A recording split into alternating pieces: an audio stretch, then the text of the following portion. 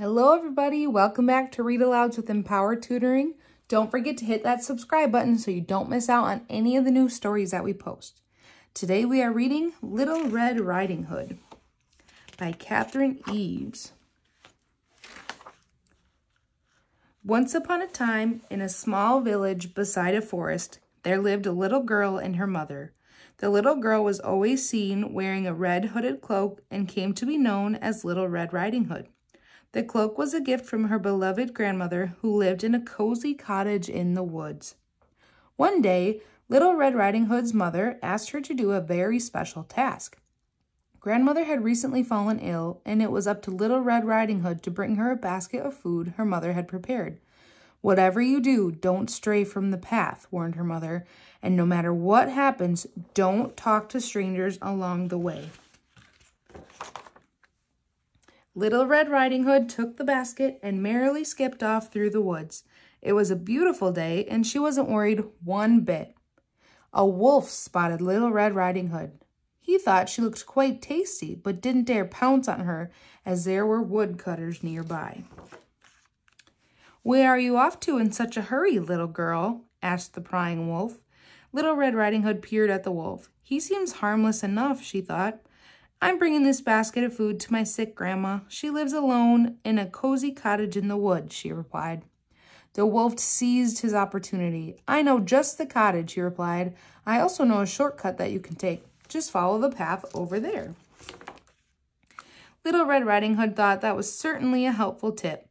"How kind of you, Mr. Wolf," said Little Red Riding Hood. "Thanks for your help." Off she skipped down the other path. As Little Red Riding Hood continued along her way, some beautiful wildflowers caught her eye.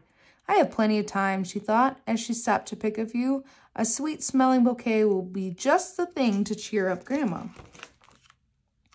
Meanwhile, the wolf ran through the forest straight to Grandma's cozy cottage.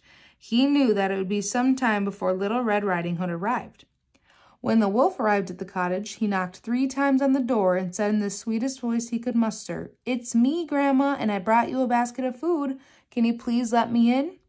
"Just lift the latch to let yourself in," replied Grandma, too weak to get up. The wolf entered the cottage to a very startled Grandma. He sprang onto Grandma's bed and swallowed her up whole. Next, the wolf put on Grandma's pajamas to disguise himself. Then he climbed into Grandma's bed and pulled the blanket up to his chin to wait for Little Red Riding Hood. Little Red Riding Hood finally arrived at Grandma's cottage and was surprised to see that the front door was wide open.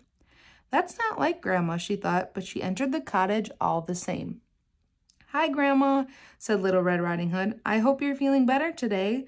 I brought you a basket of food from Mother, and I picked you these flowers on my way here." "Just put everything on the table, sweetheart, and come closer where I can see you," said the wolf in his best grandma voice. Little Red Riding Hood noticed that her grandmother seemed a little strange, but decided that it must be her cold. Little Red Riding Hood approached her bed cautiously. "Oh, Grandma, what big ears you have," she said. "All the better to hear you with, my dear," replied the wolf.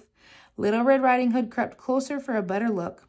"Oh, Grandma, what big eyes you have," she said, surprised. "All the better to see you with, my dear," croaked the wolf. "Oh, Grandma, what big teeth you've got," gasped the little girl. "All the better to eat you up with," growled the wolf. In an instant, the wolf sprang onto Little Red Riding Hood and swallowed her up whole. Feeling extremely full after 2 very satisfying meals, the wolf fell sound asleep. A huntsman passing by the cottage heard very loud snoring coming from Grandma's window. "That's funny," he thought. He decided to check to see that everything was all right. He opened the cottage door and was shocked. Lying on Grandma's bed, dressed in her clothes, was a snoring wolf with a great big belly.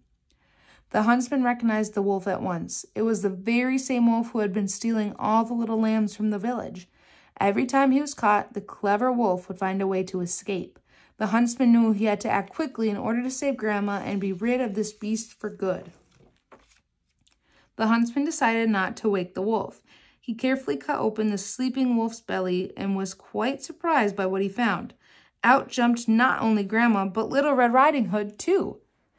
Little Red Riding Hood and her grandmother were so happy to be saved. They hugged each other tightly and thanked the huntsman for his bravery.